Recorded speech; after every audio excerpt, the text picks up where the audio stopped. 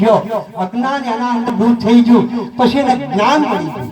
જ્ઞાન મળી ગયું એટલે વિચાર કરે છે કે આ રૂપિયા તો ખોટા છે, આ બધું ખોટું છે, કાયમ તો કોઈ રહેવાનું છે જ નથી, એટલે સંસાર આ બધો ખોટો છે. ત્યારે તેને શું સાચું લાગ્યું? જ્ઞાન.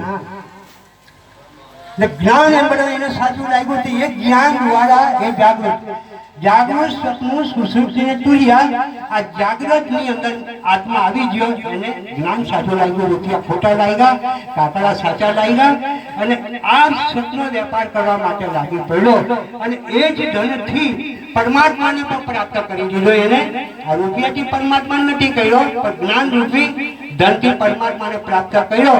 અને પરમાત્માને પ્રાપ્ત કર્યા પછી આ સંસાર સાગર તળીને તેને પાર નીકળી જાય છે. તો આ સંસારના ચક્રની અંદર આજે આપણા જે કાર્યક્રમની અંદર મતલબમાં આપણે કરી રહ્યા છે, અને સુરેશભાઈ જે આત્મા છે એ આત્મા સંસારની અંદર મતલબમાં કોઈ ભાગ લાગ લીધો નથી, એને સંસારની અંદર કોઈ ફસાયો પણ નથી. અને એ આત્મા એ પરમધામથી આવેલો, જે પરમાત્મા પાસેથી હુકમ કરીને તે આત્મા આ પરમધામ પહોંચેલો છે. આ સંસારની અંદર ભટકતો આત્મા નથી.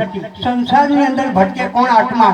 કે મરતી વેળાએ એના ઝાડા થાય, એના ઉલટી થાય, એને કઈ સંડાસ થાય, ગમે તે એને મતલબમાં અનેક જાતની ઇજાઓ થાય. 12 વર્ષો એમ કરવા ઘરમાં પીડમાં પડીએ પલંગો મેં તો એનો આત્મા જાય. તો આત્મા જાય તેના શરીરની અંદર હાલત બગડી જાય, ત્યારે એ પ્રેતીમાં જાય છે. કામી પુરુષ એમ કરવા જાય તો કામી પુરુષના ઘરમાં પેદા થાય છે. અનેક પ્રકારના મતલબમાં રોગોથી માણસ મરે છે. એક પોતપોતે મતલબમાં સંસારની અંદર પરિભ્રમણ કરતો હોય છે. પણ આ આત્માએ કોઈ સંસારમાં ભાગ લીધો નથી, માયા એને રહેતી નથી, એને કોઈ તાજ મહેલો બાગ બગીચા બંગલા બનાવ્યો નથી.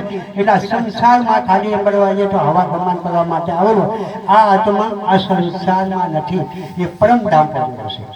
એટલે આ આત્માને એમ ગણવા જાય તો આપણે આજે આ પ્રસંગની અંદર શાંતિ આપવા માટે અને પરમાત્મા પાસે પહોંચેલો છે. પણ આપણે જે મતલબમાં એના કંઈક મતલબમાં લાભાર્થે સેવા થાય છે, એમના કુટુંબી આપણી સેવા કરે છે, તો એને આપણે શાંતિ આપવાની જરૂર છે. એટલે એનું મૌન વ્રત આપણે ધારણ કરીએ 5 મિનિટ. અને દરેક ભાઈને પરમાત્માને પ્રાર્થના કરું કે હે પ્રભુ, તમારા ધામ પર જે આવેલો આત્મા છે એને તમે સંતોષ કરો અને શાંતિ આપજો. એટલે 5 મિનિટ મૌન વ્રત આપણે ધારણ કરીએ છીએ. આંખો બંધ કરો.